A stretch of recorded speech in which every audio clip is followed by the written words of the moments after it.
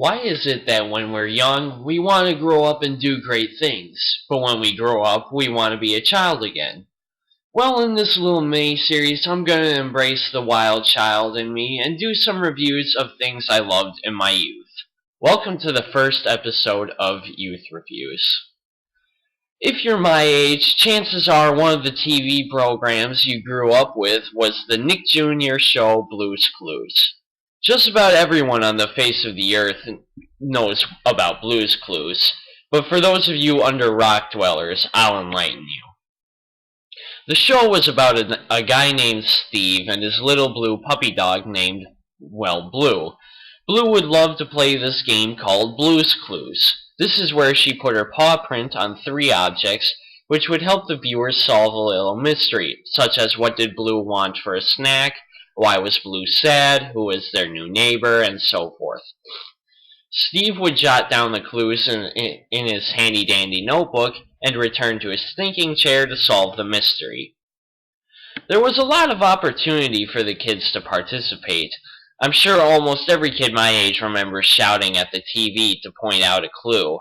This brings us to our host, Steve, played by Stephen Burns. Now, I will admit Steve was a big dope. I mean, almost every time the make-believe studio audience-type kids on the show would shout out to him, he would mishear it, and he rarely found a clue on his own.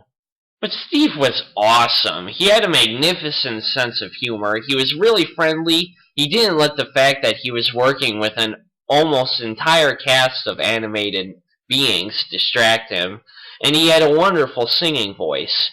We'll get to that some more later. Blue's Clues was filled with a very unique and colorful cast of characters, and each one of them is memorable.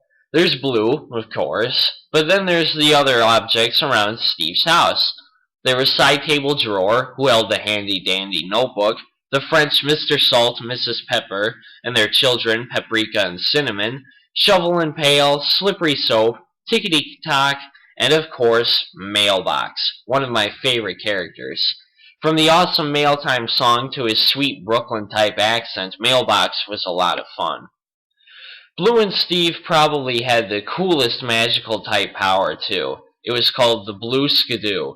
If something was happening in a book or a painting, for instance, they could just enter the painting via Blue Skidoo. That's friggin' awesome. As a kid, I wished upon every star to be able to do that. Another great thing about Blue's Clues was that each episode was so unique that I learned something new in each episode. I learned the order of the planets, thanks to the planet song, some basic sign language, and learned some basic mathematics. But one thing I don't think the producers of the show intended on teaching me was how to draw. I learned how to draw so many things by watching Steve draw in his notebook. I love drawing, and I always remember Steve because of it. I watched Blue's Clues religiously. My mom videotaped practically every episode for me. I had a lot of the show's merchandise, and I had the entirety of the treasure hunt episode memorized. I even vaguely remember seeing the touring Blue's Clues live. All I remember was that I was the happiest kid in the world coming out of the theater. But sadly, after 6 years of Blue's Clues, a 3-part episode was aired called Steve Goes to College. Stephen Burns was leaving the show.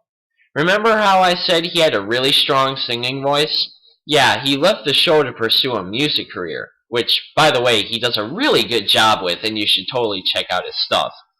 However, it wasn't until recently that I heard there were all these rumors of Steve dying of a heroin overdose after leaving the show, and all kinds of bizarre reasons why he left. But I digress, for Steve is very much alive. I remember my dad telling me, "Are you going to be ready for this? Steve's leaving the show for good.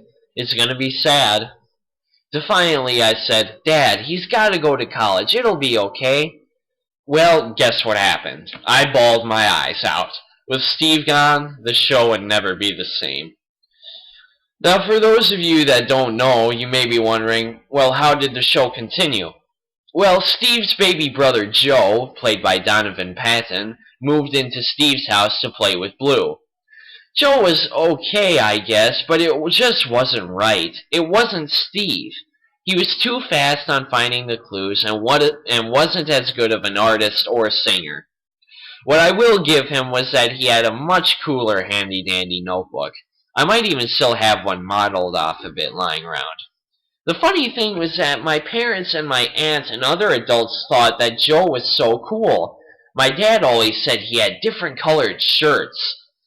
Yeah, great. But every kid my age and older that I talked to know that Blue's Clues needed Steve, and no one could replace him. I was probably starting to grow out of Blue's Clues when it started to draw to a close. I didn't have as many of the episodes taped, and I don't recall as many of Joe's episodes. One bizarre thing the show did near the end was incorporate a spin-off called Blue's Room. It was sort of like an Elmo's World type thing, where Blue had this enchanted type room and she could talk. And she was a puppet. Even as a kid, I knew this wasn't right, and I think many other kids did too. Because in 2004, Blue's Clues was canceled, while Blue's Room continued for a few more years. I don't think we'll ever see a children's show of the same caliber as Blue's Clues. It made us think and made us have fun while thinking. It was a huge commercial and critical success, and parents embraced it as well.